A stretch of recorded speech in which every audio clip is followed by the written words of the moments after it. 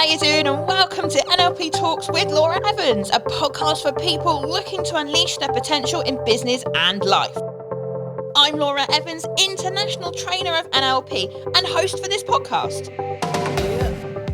Join me in Series 2 for a magical insight into the training room, learn about NLP and hear firsthand from our students about how NLP is changing their lives. Stay tuned.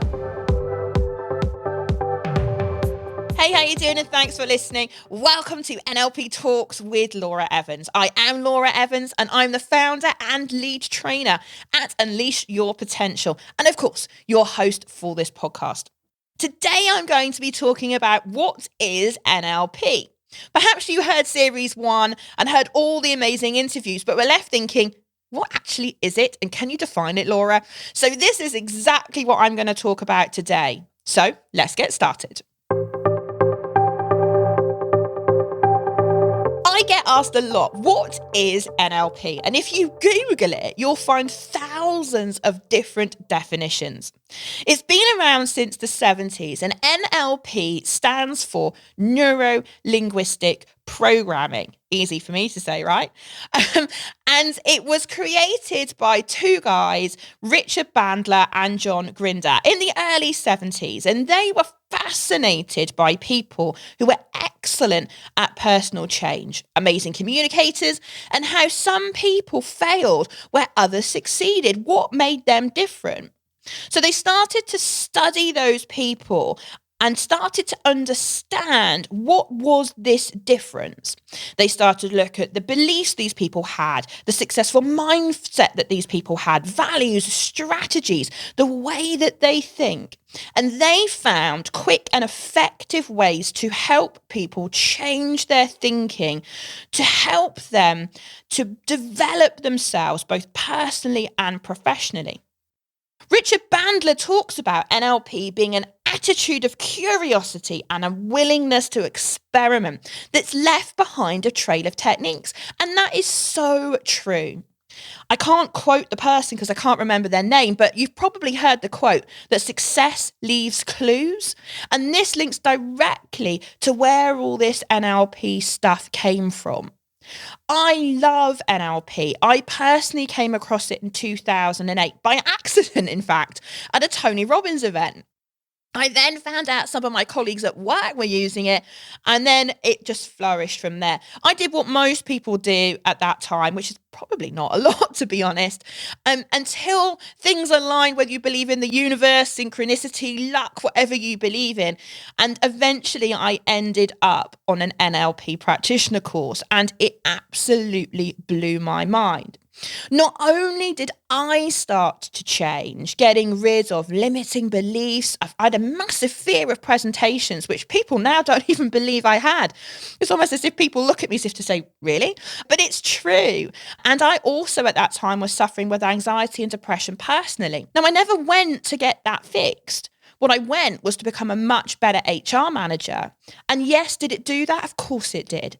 But it did so much more. So let me just break up what NLP really means, and let's do a little bit more of a deep dive into each of the three elements that make up NLP. So neuro is all about the mind and mindset. That's why I often get called the mindset lady. We all have a brain or a mind, and actually we have an internal communication system that carries messages all around our body. Mindset is so important if you want to be successful in life. Freud, love him or not, talked about the mind as an iceberg. And he said the bit above the waterline is like the conscious mind, that logical thinking part of your mind, the evidence-based part of your mind, where we logically look at A leading to B leading to C. But actually, he said, there is a much bigger part of your mind called the unconscious mind.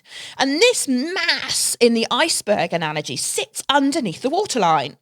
This is the part of your mind that controls your heart rate, your hormones and breathing. I mean, I don't know about you, but I don't sit here and tell my lungs to inflate and deflate. It doesn't happen. And how boring would that be if that was life, right? But there's a lot that goes on in your body and in your mind that's just automatic. And this unconscious mind of yours is in charge of it. It's where your values sit, the things that you hold dear to yourself, your beliefs, your attitudes, your memories. They all sit in your unconscious mind. And it's actually your unconscious mind that is responsible for all learning, change, and behavior and language for that point. It all comes from the unconscious mind. I mean, I'm not sitting here recording this podcast for you, having constructed every single sentence perfectly in my head before I say it. I'm just opening my mouth, and if you and I are lucky, what I'm saying is going to make sense, right? The unconscious mind is, I call, the powerhouse. I mean, if you use the analogy of laptops, if you take a supercomputer on one hand with infinite power and possibility on the one hand, and on the other hand, you take maybe one of those old laptops that, if we're all honest, we've got tucked away under the stairs that we just can't bring ourselves to throw out. And if you were to get that out, I mean, if you powered it up, it would run some error messages, it would do a load of updates, but eventually it would get going. This is the potential difference between the power of your unconscious mind and your conscious mind. Like, your conscious mind has served you well. Of course it has. It's helped you, as has your unconscious mind, to have the success that you've had in your life to date. But I know which is the more powerful part of my mind. And if I can help you and help myself to change some of those patterns and programs that run at the unconscious level, that is where we truly start to see success happen. And this is what Richard and John discovered when they first started looking at these successful people. So just to recap, neuro, mind, mindset. This is why we often refer to ourselves as mindset people. Now, the L stands for linguistics. This is all about language. So this is language that we use one-on-one with people, maybe one-to-ones in the workplace or conversations with your other half at home. It's also about one-to-many, so doing presentations, public speaking, and so on. But it's also about how we talk to ourselves in our mind. Internal dialogue, self-talk are two words that we often use, or terms rather, we use to describe that. And this internal dialogue, which you have, has an awful lot to answer for from time to time, right? Because let's say, for example, you're going for an interview and you're going into that interview saying to yourself, I can do this, I will do this, this is the job I'm going to get. Then guess what? That will play out in your performance. If, though, on the other hand, you're going into that same interview going, I'm not really sure I should be here. I mean, I'm not really sure I'm capable of doing it. I'm not really very sure that this is right for me. I mean, there's going to be better people than me, right? That too will play out in the interview. And we have a phrase in NLP called what you focus on is what you get. And this internal dialogue that you have has a massive part to play in the success that you do or don't have in your life today. Now, the wonderful thing about NLP is understanding and empowering you to know that if things haven't worked out in quite the way you'd like so far in your life, your career, or your business to date, the good news is you can change it. And that was such an empowering light bulb moment for me when I was on my NLP course, let me tell you, because I was in a dark place. I was in a place that said that, do you know what? Is life going to be like this for the rest of my life? I mean, there has to be more to life than this. And I learned just how quickly I could get rid of stuff. In some of the following episodes after this one, you're going to hear about how people have got rid of limiting beliefs in 14 minutes, a limiting belief that someone has held for years. This stuff is fast and it lasts. That was what I love. Now, here's a little thing that you can do at home, because when I'm in the training room, I often will bring out a member of the audience and have them stand in front of me, have them extend one of their arms out parallel and make a fist. And what I do is have them say out loud so the audience can hear, I can, I can, I can, I can. And they keep repeating that whilst I apply a little bit of pressure to their wrist and see how well they can resist. I then do the same exercise, but this time I have them say out loud in front of the audience, I can't, I can't, I can't. And they keep repeating it. The same exercise, arm extended out fully at shoulder height with a fist at the end. And I apply the same pressure. And what happens is this. When they say they can, they resist my pressure on their wrist with ease. When they say I can't, one of two things happens. Either the risk drops, or they have to put in so much effort to resist my pressure, often because they know what I'm doing, that actually it takes more effort. And that is what it is like in life. So when you're next with someone, if you're on your own listening to this podcast today, grab them, get them to extend their arm and do it yourself, and you'll see the difference that it can make. This is the power, folks, of what you tell yourself and how it impacts on your results every moment of every day. And if we can help you change that internal dialogue, change the way that you talk to yourself, I know firsthand, personally, and from the hundreds of people I've now trained, that that will be the difference that makes the difference. I hope you're getting my passion for all this. I'm sure you are. The third component part of NLP is the programming.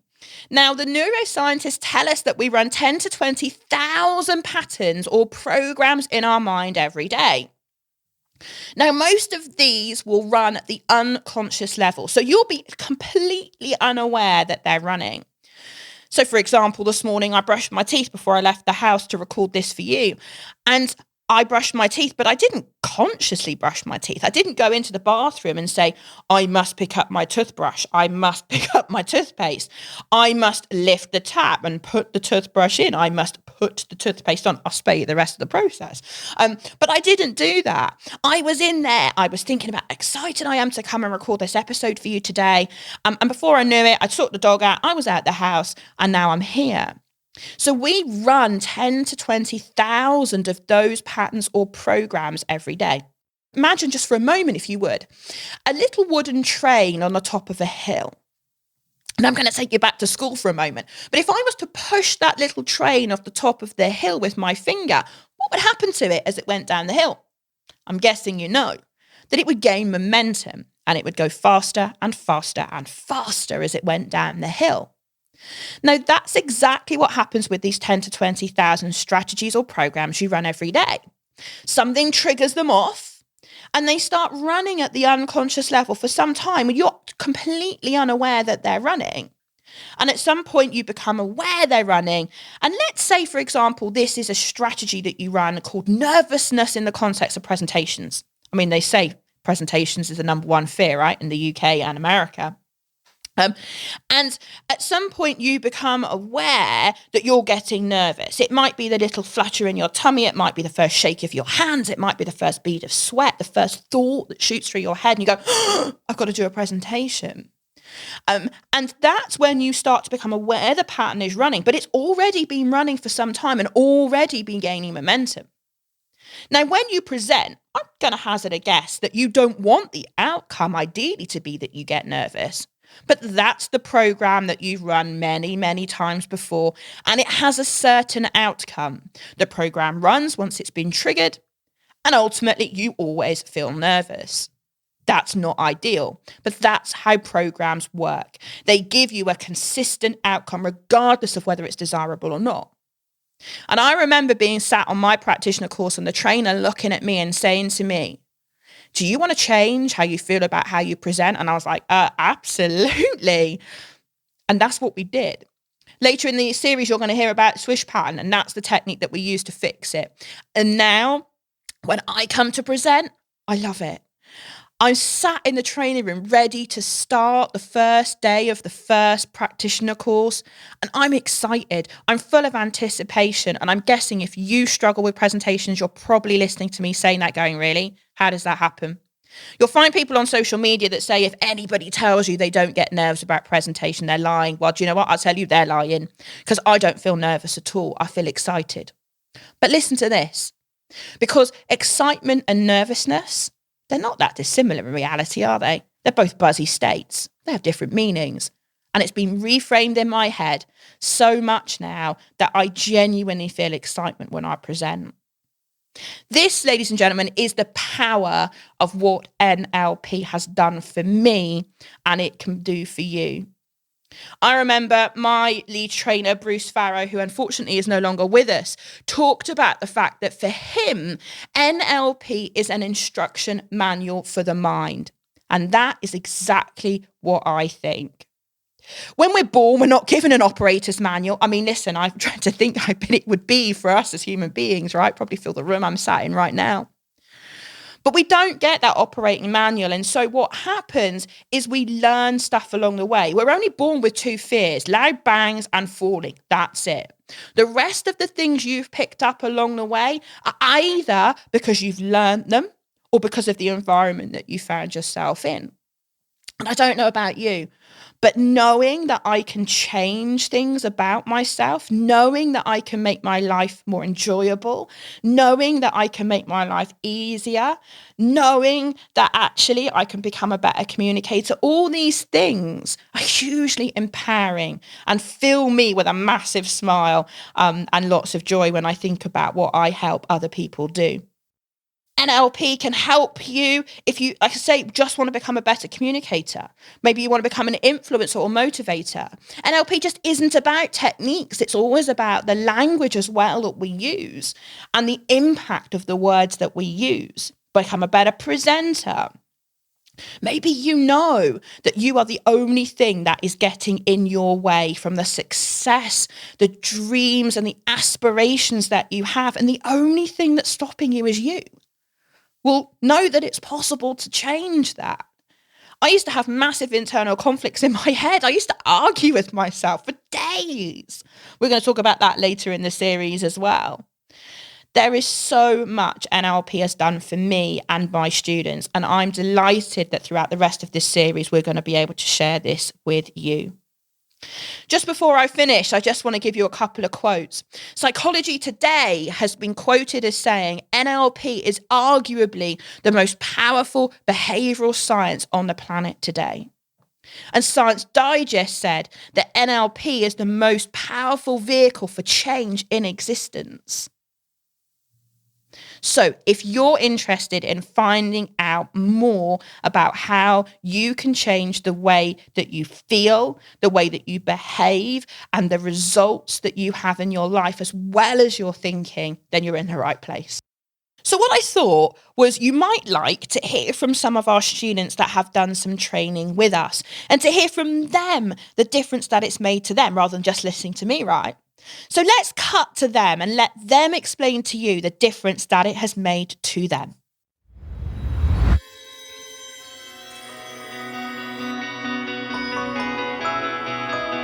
I'd say from a personal point of view, it just gives you such great insights into yourself. You realise really just maybe how many things sometimes are holding you back. It certainly helps you then to move forward.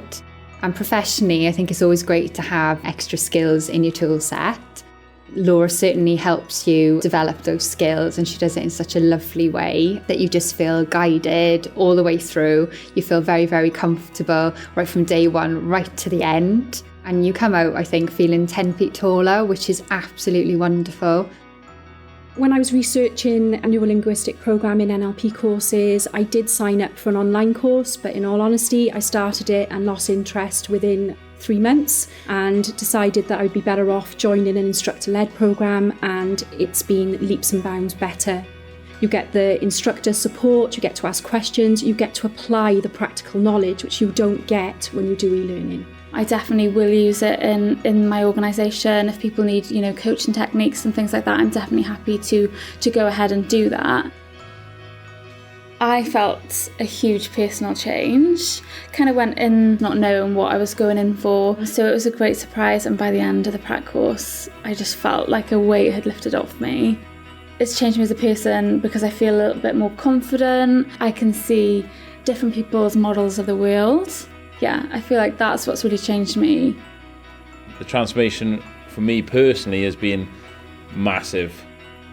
When I arrived at Laura, I was in a bit of a nervous wreck. I just employed my first member of staff, and money for me was a massive resource on my energy because I was so worried about it for a long, long time. And now I employ 10 members of staff with an aim of we'll probably be up to 30 members of staff within 3 years. So my job stressed me out, life stressed me out, I was running around doing different things. My husband always moans now that, you used to be the organised person, now you don't really care. I was like, I'm not that I don't care, it's just my life and my outlook from NLP and coming on Laura's courses has just changed. I think the one thing I will say about Laura's courses, a lot of people look around for therapists and self-help. You can pay all of that money, but I think it's so much more valuable to go on a course, spend the money with Laura, and actually learn something you can use in everyday life. But it's brilliant. It's just, I love it so much. The course has been most beneficial to me because I actually got to face my fear of heights, and I did 3 challenges. The first challenge was to go on the Orlando Eye. The second task, I went to Busch Gardens and I went on the most frightening ride ever. It shoots you way up into the air and then tilts your seat forward so you feel like you're falling out, and then shoots you back down again. Oh my God, I did that. And then the final thing, to prove that I wasn't frightened of heights anymore, I actually did a helicopter ride as well, which was awesome. I would say it's life-changing, it's motivational, it's engaging, it's exciting, and it's fun. Laura is an amazing trainer, an amazing person. Whatever I do, professionally or personally, Laura always in my life. I always say thanks to Laura. It's Laura who changed my life. Thank you to you, and thank you to NLP. The Lisa now is very determined and very, very much focused, very much motivated, and just knows really what she wants and going to go for it. The course was just amazing, and Laura really thought about the individuals. I would definitely say to go ahead and just book it and get it done, because I do feel like it has changed me as a person. Yeah, it's just been amazing. Amazing, I would definitely recommend. After gaining all the skills on practitioner for my enhanced communication skills, my rapport building skills, within the week of doing the course I signed up my biggest deal to date, which was a £6,000 deal. Had I not done NLP or started my journey with Laura, that wouldn't have been possible.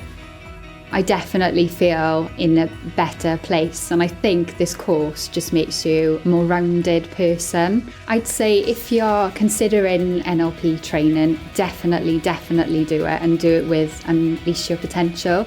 Laura is wonderful, and it'd just be one of the best investments that you actually make. It really, really will.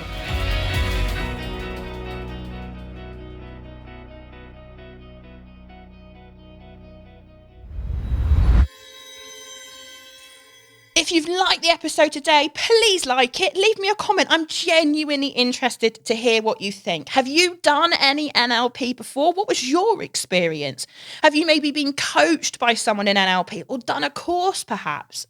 Remember also to subscribe to this podcast so that you are aware when we release the next episode. It's been an absolute pleasure speaking with you today. If you want to find out more, please visit nlptalks.com. And until next time, take care.